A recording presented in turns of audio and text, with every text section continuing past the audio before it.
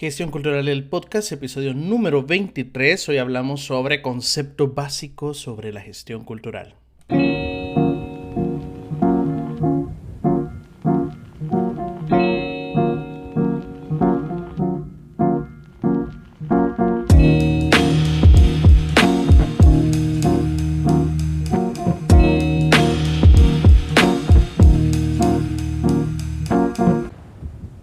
¿Qué tal, colegas de la cultura? Les doy la bienvenida a Gestión Cultural, el podcast, un podcast traído por acultura.org, un podcast traído desde el pulgarcito de Centroamérica, El Salvador. Mi nombre es Alejandro Carrá y estoy súper encantado de poder traerles un nuevo episodio hoy, lunes 8 de julio, ya la segunda semana de julio. ¿Quién nos iba a decir que se nos iba a ir una semana de manera fugaz? Pero bueno, ya que estamos aquí, ya vamos a más de la mitad del año y hoy un episodio especial porque es el número 23, uno de mis números favoritos, por no decir que el más, ¿verdad? No sé si alguien habrá visto aquí la película del número 23 con Jim Carrey. Es una película muy buena. Bueno, quizás no es tan buena cinematográficamente, tampoco en guión, pero a mí me encanta y me encanta el número 23. Espero que la pueda ver si no la ha visto un día de esta semana. Bueno, hoy tenemos un programa muy interesante porque vamos a ver algunos conceptos básicos, teóricos sobre la gestión cultural que hay que tomar muy en cuenta a la hora de poder llevar a cabo nuestros proyectos. Sobre todo porque tenemos esta idea de que la gestión cultural es nada más enfocado en la cultura per se, pero hay cuestiones que se tienen que ver con la cultura, pero que, como decía la otra vez, se prestan de otras ciencias y hay que saberlas estudiar, saberlas entender para poderlas aplicar. Ya en otros episodios hemos hablado sobre el tema de la cultura, ¿no? Y este concepto un poco entregado, un poco complejo. Podríamos tener 1000 episodios y cada uno hablando de una concepción diferente sobre qué es cultura, ¿verdad? Así que no vamos a hablar sobre eso este día, porque de hecho ya tenés un episodio hablando de eso, sino que algunos conceptos específicos, yo he seleccionado 5, sin embargo, hay muchísimos más, pero que estos 5 sí tienen que ver mucho con la gestión cultural y están muy relacionados.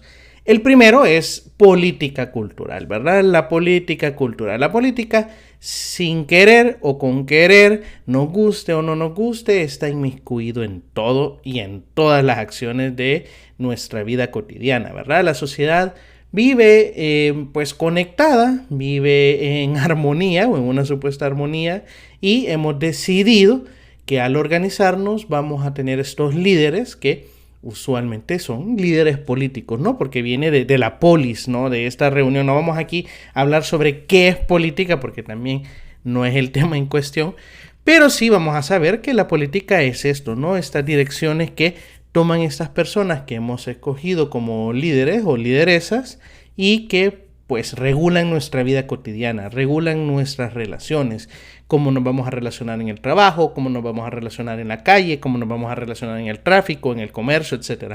Todas estas regulaciones son para que pues esa disque o supuesta armonía que hemos llegado a construir pues no se rompa, ¿no? Sino que persista, y no solo persista ahora, persista en el tiempo a través de estas regulaciones. Y se supone que estas regulaciones o estas directrices pues se van actualizando según la sociedad o la comunidad que regula va cambiando, ¿no? En el tiempo, o al menos eso es la teoría, ¿verdad? Ahora bien, ¿qué es la política cultural? La política cultural podríamos definirla como un conjunto, es un grupo, ¿no? De acciones y decisiones que toman estos líderes o lideresas, que usualmente a este grupo de líderes o lideresas las llamamos gobierno, y estas acciones o decisiones que toman estos gobiernos sirven para fomentar o regular la actividad cultura en la sociedad. Entonces, estas decisiones tienen que ver directamente con las actividades o expresiones culturales, que ya vimos que definir la cultura es complejo, y por eso es que las políticas culturales no solo son aquellas que se llaman políticas culturales per se. Pueden haber políticas de juventud que afecten, pueden haber políticas comerciales que afecten, ¿no? Si hablamos de políticas comerciales que restringen productos que tienen que ver con el arte, con el cine, con las artesanías, con la indumentaria, con los instrumentos, afectan, ¿no? Es una política cultural que no tiene el nombre de política cultural per se, pero influye, ¿no? Entonces, este conjunto de decisiones que son llevadas a cabo por gobiernos, que pueden ser gobiernos centrales, ¿no? Gobiernos generales del Estado, o gobiernos locales, que pueden ser en municipios, en alcaldías, en regiones autónomas, etcétera, determinan cómo se va a llevar a cabo estas relaciones culturales que tenemos. Esto puede ser bastante complejo, ¿verdad? Porque si no sabemos definir muy bien la cultura, ¿cómo vamos a poder definir las relaciones que tenemos con base a esa cultura? Pero lo que sí podemos ver es que esta política siquiera no puede regular todo el tema cultural, pues porque la cultura es bastante compleja, sí regula estas actividades que representan una expresión cultural, representan una expresión de identidad de nuestras personas, de nuestras sociedades, de nuestra comunidad. Un ejemplo de esto podría ser las decisiones que toman los gobiernos para impulsar ciertas industrias culturales, ¿verdad? Por ejemplo, si yo decido crear un fondo para promover el cine dentro de mi país, si yo destino fondos para apoyar organizaciones o asociaciones que promuevan la identidad, el patrimonio cultural, si yo destino algún tipo de funcionarios para trabajar y orientar en ciertas actividades culturales, expresiones, todo aquello que emane del sector público podríamos considerarlo políticas, y si afecta la cuestión cultural, las actividades culturales, aquellas acciones que tienen una expresión de identidad, pues podríamos considerarlo una política cultural. Y por eso es que es tan importante que la persona que gestiona la cultura esté al tanto de las políticas culturales, no solo de tu país o de tu ciudad, sino que las políticas culturales a nivel mundial, de lo que se está moviendo, de lo que se está acordando, de lo que se está ahí construyendo entre los estados o los supuestos representantes de los estados, ¿verdad? Otro concepto muy importante es el de patrimonio cultural. Este concepto que a veces es como muy mal usado o ya mucho aburre, ¿no? De decir, no, es que el patrimonio cultural de nuestros pueblos, etcétera. Pero en sí, ¿qué es el patrimonio cultural? Pues una definición así un poco sencilla es que es también un conjunto, es decir, un grupo de bienes materiales o inmateriales, ya vamos a ver eso, que tienen un valor podría ser histórico, artístico, científico o social, y que estos valores, a través de este conjunto de bienes materiales y inmateriales, estos son transmitidos de una generación a otra, ¿verdad? Son resguardados. El hecho de que se transmitan son lo que les da el valor, ¿no? Porque si no, pues si es un valor inventado, no se sabe muy a ciencia cierta si es un patrimonio. Sin embargo, un patrimonio sí se considera que es un valor heredado. No es que estos bienes, materiales o inmateriales, que ya vamos a eso, tengan un valor económico per se, sino que el valor reside en el peso social que tienen, ¿no? En el peso histórico, en el peso artístico, en el peso científico que puede llegar a tener. Entonces, por eso son invaluables económicamente hablando. No tendría sentido poderlos vender. ¿Por qué? Porque pues es un bien que debe ser protegido, porque es una herencia de nuestros ancestros, de nuestros abuelos, abuelas, padres, madres, etcétera, ¿no? Ahora bien, estos pueden ser materiales o inmateriales. Materiales es aquella cosa que podemos tocar, ¿no? Que podemos identificar con nuestros sentidos y que tenemos muchísimos, harto ejemplo, ¿no? Y es como el más emblemático.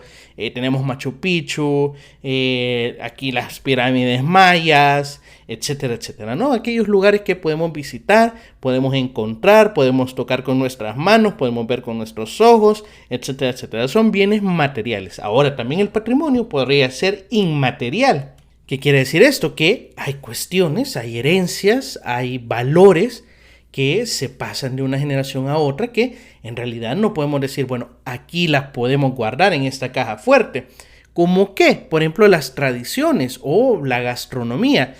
Aunque yo guarde en una caja fuerte una receta de, por ejemplo, la comida peruana, pues de nada me va a servir porque la idea de la receta no está en el papel en sí, sino de hacer esa comida, ¿verdad? Entonces, cuando yo cocino esa comida peruana o cocino comida mexicana, que por cierto son patrimonio de la humanidad, pues ahí yo involucro este valor, este conocimiento histórico, esta herencia. no es que yo me haya inventado cómo hacer tacos al pastor, sino que es una herencia que viene de generación en generación y se va resguardando esta receta. No el papel de la receta en sí, sino que la tradición que conlleva.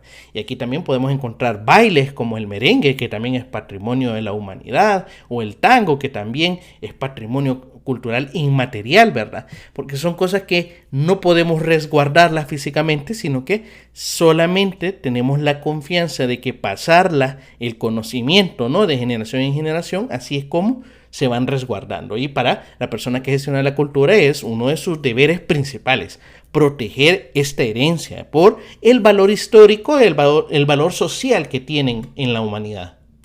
Por otro lado, tenemos otro concepto que es un poco polémico y cada vez es menos polémico, la verdad, hay que decirlo todo, y es el de industria cultural, también el concepto de industria creativa. ¿Cómo es que llegamos a una idea de concepto de una industria que sea cultural? Aquí podríamos dedicar todo un episodio sobre industria cultural, probablemente lo hagamos, pero así me voy a adelantar que aquí también debo hacer hincapié en algo que algunos sociólogos, algunos politólogos, algunos antropólogos, algunos filósofos que estarán acá en la sala harán referencia al concepto de industria cultural que tenía la escuela crítica, ¿no? La escuela alemana de la teoría crítica, con Horkheimer o Adorno. No vamos a retomar ese concepto que es muy interesante, que es muy valioso ese aporte y que sin duda estos fueron las primeras personas que aportaron la idea de industria cultural, pero como una crítica al sistema capitalista. Es muy curioso y un día sin duda vamos a tomar ese tema. Pero para los fines de gestión cultural, para los fines de políticas culturales y para gestiones, la industria cultural podríamos denominarla como un sector de la economía que se dedica a la producción y a la distribución de bienes y servicios culturales, ¿verdad? Como puede ser la música, el cine, la literatura, el arte en general, ¿verdad? Es una industria cultural, es decir, aquel sector económico que se encarga de estudiar, de promover esta administración, esta gestión de sectores que son, pues, no como económicos tradicionalmente vistos, pero que sí generan un rédito económico, ¿verdad? Como puede ser la música, el cine, que es un sector multimillonario, también el sector de videojuegos, que de hecho ahí vamos, está este otro concepto de industria creativa que dista un poco de industria cultural y a veces es un poco confuso también poder definir o identificar la diferencia entre ambos, pero usualmente la industria cultural hace referencia a sectores económicos dedicados a la producción de bienes y servicios culturales que tienen este reflejo de identidad, este reflejo cultural de una sociedad, mientras que la industria creativa también es un sector económico que se dedica a la producción y a la distribución de bienes y servicios, pero creativos. En este caso, que no representen una identidad o una tradición, sino una expresión artística per se, ¿no? Aquí, pues, la línea se puede difuminar y podríamos tener un gran debate entre el concepto de industria cultural y creativa, y que sería interesante para un episodio, pero para fines prácticos de ahora, ¿no? Podríamos destinar o designar que la industria creativa se encarga de todos estos sectores artísticos que usualmente no se les considera que tengan un componente identitario o tradicional, pero que sí son una expresión artística y que poco a poco van ganando su terreno como identidad dentro de una sociedad. Por ejemplo, el que ya mencionaba, la industria de los videojuegos. Hay muchas plataformas de videojuegos y de expresiones artísticas dentro de un videojuego, pero que no necesariamente representan la cultura de una sociedad, sino que simplemente es eso, una expresión artística. Sin embargo, cada vez más los videojuegos, por ejemplo, ganan terreno. Ya ahora vemos como Mario, el personaje este del mítico videojuego de Nintendo, es una representación cultural en Japón.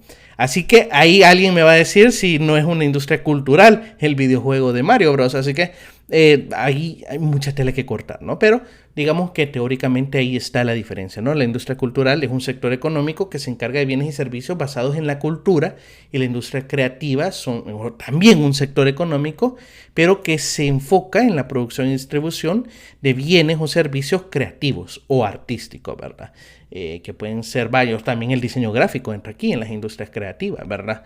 Así que mucho tela que cortar y podríamos dedicar un episodio. Contame si querés que lo hablemos y con gusto podríamos dedicar aquí minutos del tiempo para explicarlo ampliamente.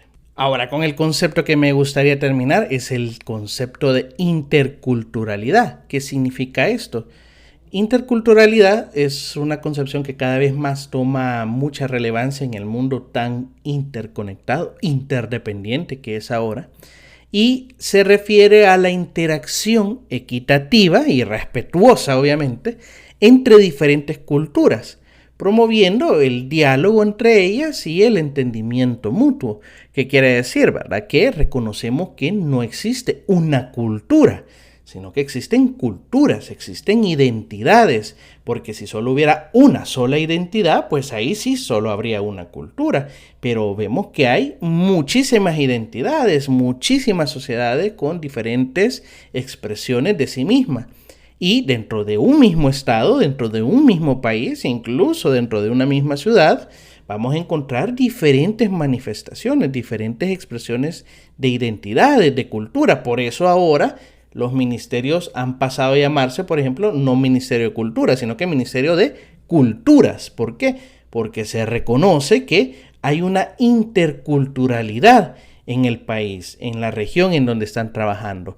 Es decir, que no es un trabajo nada más de que hay que promover la cultura, sino que la persona que gestiona la cultura se encarga también de establecer esa relación, ese puente que a veces se destruye precisamente por la ignorancia o por discriminación o por mensajes de odio, ese puente que es necesario sirve para dialogar, ¿no? Sirve para comunicarse, que una cultura pueda entenderse con el otro, pueda reconocerse con la otra, pero sobre todo pueda respetarse la una con la otra. Y es la persona que gestiona la cultura la que debe reconocer que este puente solo puede ser construido mediante el diálogo, ¿verdad? Mediante el entendimiento. Y por ello, la persona que gestiona la cultura debe de entender ambas partes, porque si no, vos me decís cómo construís ese puente. Por eso es que también la persona que gestiona la cultura debe saber de relaciones públicas, ¿no? Poderse llevar bien con un sector, poder interpretar y conocer las necesidades de un sector cultural y llevar esas necesidades, llevar ese conocimiento, llevar esa interpretación del mundo al otro grupo de cultura, porque si no, pues perdemos ahí ciertos aspectos positivos de cada uno. Uno de los ejemplos más identitarios de esta cuestión, ¿verdad? Es las poblaciones indígenas que tienen su propia cultura, pero que habitan dentro de un país que a veces manifiesta tener otra diferente de sus poblaciones originarias, ¿verdad? Sin embargo, es necesario este diálogo en entender las tradiciones de las poblaciones indígenas y que también las poblaciones indígenas sepan que tienen que tener un papel, tienen que tener un espacio dentro de esto que llamamos Estado, ¿verdad? Y que a veces las poblaciones indígenas pueden diferir en cómo está configurado el Estado y tienen su razón y tienen su derecho a poder identificar cómo organizarse socialmente. Entonces es la labor de que aquella persona que gestiona la cultura hacer estas prácticas de interculturalidad, entender cómo funciona el pensamiento de una población indígena, entender cómo funciona el pensamiento de una política cultural y poder crear el puente entre ambos para que ambos se respeten, pero ambos dialoguen sobre su concepción de identidad, sobre su concepción de cultura y poder construir proyectos juntos, pues porque sabemos que las poblaciones indígenas, también aisladas del mundo, pues no van a poder avanzar en ciertos aspectos, ¿no? Que pueden servir en la vida diaria o pueden servir para la misma sociedad, ¿no? Y también la humanidad, el Estado, ¿verdad? O la población no puede seguir avanzando en un progreso, ¿no? En una vía de derechos humanos sin reconocer que hay poblaciones indígenas que tienen una vida diferente a la que ellos consideran que podría ser la normal, ¿verdad? Aquí en la concepción de interculturalidad vemos que el concepto de normal no existe per se, sino que solo existen diferentes identidades, diferentes culturas.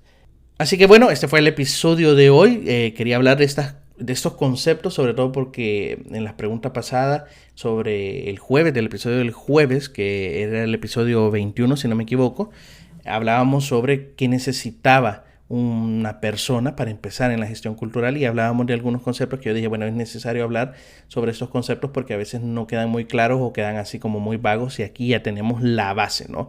Sobre estos conceptos que son claves para entender la gestión cultural. Hay muchísimos otros, ¿no? Hay muchísimos otros, pero creo que podríamos empezar por aquí y qué mejor que dedicar un episodio para cada uno de estos conceptos que sin duda los voy a poner aquí en la agenda para que los podamos seguir hablando. Pero vos, ¿qué pensás? ¿Qué opinás? ¿Qué otro concepto sería importante? Déjamelo en los comentarios y déjamelo sobre todo en nuestras redes sociales que nos puedes escribir y saber más sobre lo que considerás que es necesario saber en la gestión cultural. Hay muchísimo de qué hablar y sin duda me va a encantar que seas parte de esta conversación. Como te digo, puedes escribirnos en nuestras redes sociales como acultura.org, sobre todo en Instagram o en LinkedIn, o puedes visitarnos a acultura.org y ahí dejarnos todos los mensajitos que quieras dejarnos, ¿verdad? Recuerda que Acultura es con K, así que no me queda más que agradecerte que hayas estado acá una vez más acompañándome. Mi nombre es Alejandro Carrá y por si no te veo, te deseo muy buenos días, muy buenas tardes y muy buenas noches.